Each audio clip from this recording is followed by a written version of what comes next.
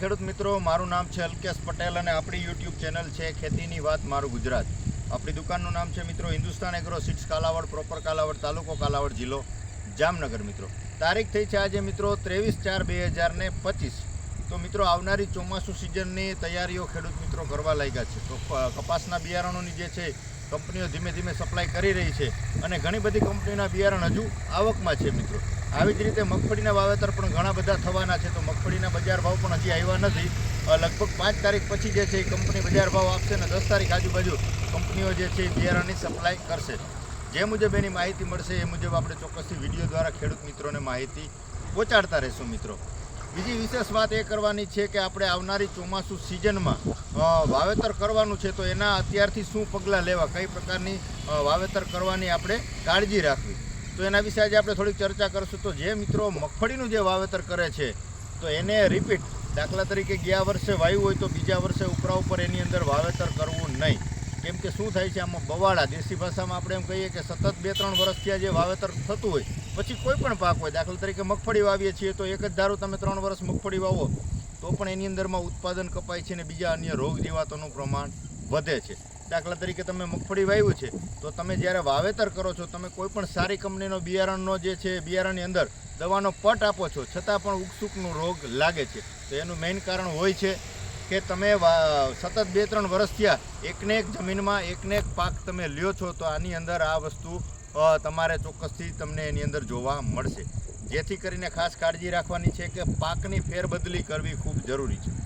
પછી તમે કપાસનો પાક કરતા હોય, એરંડાનો પાક કરતા હોય, તુવેરનો પાક કરતા હોય, એકના એક પાક જે છે એ સતત બીજા વર્ષે રિપીટ ન થાય, શક્ય હોય તો આવી કાળજી ખેડૂત મિત્રોએ રાખવી ખૂબ જરૂરી છે મિત્રો. આવનારી સિઝનમાં મગફળીમાં પાયા ખાતરની અંદર આપણે વાત કરશું તો શક્ય હોય તો 12-32-16 જે એનપીકેનો ગ્રેડ આવે છે એ તમારે લઈ લેવાનું છે, સાથે ફાડા સલ્ફર, બરાબર છે, વીઘે 10 કિલો ફાડા સલ્ફર અને 15 કિલો એનપીકેનો ગ્રેડ 12-32-16 ખાતર તમે પાયા ખાતર તરીકે ઉપયોગ કરી શકો છો. સાથે એન્ડોમાઇકો રાજા ઘણી બધી કંપનીમાં આવે છે, એ પણ તમે ઉમેરો કરી શકો છો. વીઘે 4 કિલોના દરથી તમે એનો ઉપયોગ કરી શકો છો. આ સિવાય લીંબોડીનો ખોળ છે, એરંડીનો ખોળ છે, એ પણ મગફળીના પાક માટે ખૂબ જ અગત્યનો છે. જો શક્ય બને તો આ પણ તમે જે છે ખેતર તમારો અત્યારે ઉનાળે ખેતી કરેલી હોય તો એની અંદર તમે પૂખી અને પછી એને તમે ખેતર રોટાવેટર ચલાવો કે એવી રીતે ખેડ કરેશો તો પણ એની અંદર મિક્સ થઈ જશે. આ રીતે પણ તમે લીંબોડીનો કે એરંડીનો ખોળ એની અંદર મિક્સ કરીને ઉમેરો કરી શકો છો મિત્રો. બીજી વાત કે ચોમાસું સિઝનમાં અત્યારે કપાસની બિયારણની સપ્લાય ચાલુ થઈ ગઈ છે. પછી આમાં સોશિયલ મીડિયા થકી પણ ઘણી બધી માહિતીઓ આવે છે અને ઘર બેઠા પણ ઘણા બધા વેચવાવાળા નીકળી ગયા છે મિત્રો. તો ખાસ નિરાત રાખજો, વિચારજો, સારી વેરાયટીનું ઉત્પાદન આપતું હોય આવી જ વેરાયટીનું વાવેતર કરવાનો આગ્રહ રાખજો. હજી વાવણીને ઘણો સમયની વાર છે, 1.5 મહિના આસપાસનો સમયગાળો તો છે જ આપણી પાસે. તો શાંતિથી વિચાર કરી અને આયોજનથી જે છે તમે ચોક્કસથી બિયારણની ખરીદી કરજો. કોઈ ઉતાવળ કરતા નહીં, એક કોઈ કંપનીના બિયારણ ખૂટી જવાના નથી. આમાં તો શું હોય, બધાને પોતપોતાનો માલ વેચવો એટલે ઉતાવળ કરે કે ભાઈ જલ્દી લઈ લેજો, પહેલા લોટનું લઈ લેજો, માલ થઈ રહેશે, માલ નથી, આવું કાંઈ જ નહીં. તમે શાંતિથી વિચારી અને ખરીદી કરજો ચોક્કસથી. મારી પાસેથી લ્યો તોય ભલે, તમે નજીકના સેન્ટરમાંથી મેળવો તોય પણ ભલે, પણ વિચારજો તમારા નજીકના સેન્ટરમાં સારું થતું હોય આવી વેરાયટીનું વાવેતર કરવાનો ચોક્કસથી તમે આગ્રહ રાખજો. આપણી પાસે પણ ઘણી જે વેરાયટીઓ જે છે હાજરમાં છે. અત્યારે હું 4-5 દિવસ એટલે કે આ અઠવાડિયું શનિવાર સુધી બહારગામ છું. મારે પરીક્ષાલક્ષી કામ હોવાથી હું દુકાને મળી શકું એમ નથી. ઘણા બધા મિત્રો હેરાન થાય છે અને ફોન પણ આવે છે સોશિયલ મીડિયાના માધ્યમથી. પણ આવતા જે સોમવારથી રેગ્યુલર આપણે દુકાને આપણે મળીશું અને ચોક્કસથી વિડીયો દ્વારા ખેડૂત મિત્રોને વ્યવસ્થિત માહિતી પહોંચાડશું.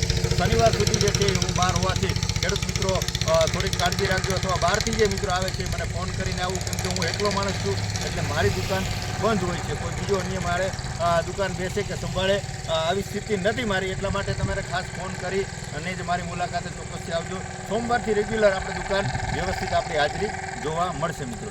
બીજી એક વાત કરું કે કપાસની વેરાયટી આપણે એક નવું વર્ઝન લઈ આવીએ છીએ આપણે સોશિયલ મીડિયામાં. એની અંદર આપણે માહિતી પણ આપી છે, ફોટો મોકલા છે ને વિડીયોમાં પણ આપણા એક ગ્રુપ છે, ગ્રુપની અંદર વિડીયોમાં પણ ચોક્કસથી માહિતી આપેલી છે કે ભાઈ મેક્સકોટ વર્ઝન એક આપણે લઈ આવ્યા છીએ. એની અંદર શું છે, એની શું ખાસિયત છે, એના વિશે આપણે ચોક્કસથી એક અલગ વિડીયો બનાવશું. પણ થોડીક વેઇટ કરજો, થોડીક રાહ જોજો. દરેક ખેડૂત મિત્રોએ 2-3 પેકેટ વાવેતર કરવાનો આગ્રહ રાખજો. એક મારી અંગત ભલામણ છે, તમે 2-3 પેકેટ મંગાવીને ચોક્કસથી વાવેતર કરી શકો છો. કેમ કે મેં અનુભવ કરેલો છે, ગયા વર્ષે મેં મારા પોતાના ફિલ્ડમાં વાવેલું છે ગઈકાલે પણ મેં વિડીયો મારા ગ્રુપની અંદર અપલોડ કરેલો હતો. તો ચોક્કસથી વેરાયટી સારી છે એટલે આપણે ખેડૂત મિત્રોને ભલામણ કરીએ છીએ. વેરાયટી પણ શનિવારે આપણી પાસે હાજરમાં આવી જશે એટલે સોમવારથી આપણે એનું વેચાણ ચાલુ કરી દેવાનું છે. એટલે જે મિત્રોએ નોંધણી કરાવી છે એ આવતા સોમવારથી ચોક્કસ ફોન કરી અને એનો ઓર્ડર છે જે એ માલ ચોક્કસથી મંગાવી લેજો. એની વિશેષ ખાસિયત શું છે એના વિશે આપણે નિરાત્રે એક વ્યવસ્થિત મેક્સકોટનો અલગથી વિડીયો બનાવશું.